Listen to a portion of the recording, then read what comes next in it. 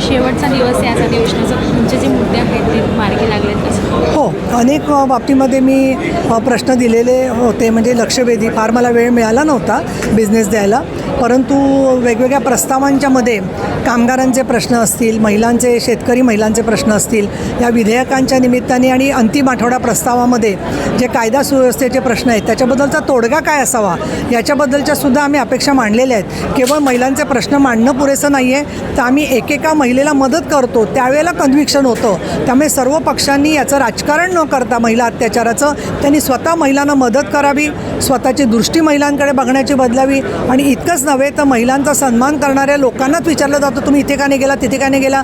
म्हणजे महिला कार्यकर्त्यांना दुसरं काही कामधंदा नाही आहे. माझं म्हणणं काही पुरुषांनी सुद्धा जाऊन महिलांना मदत करावी ना, आणि त्याच्यामुळे सगळ्या समाजाची जबाबदारी आहे. तर मॅम एकीकडे असं वाटतं शिंदेंनी पवारांनी शिंदेंची भेट घेतली, तर संजय राऊत त्यांना नाराजी दाखवून आणि असं म्हणतात की महाराष्ट्राला एक सुसंस्कृत असा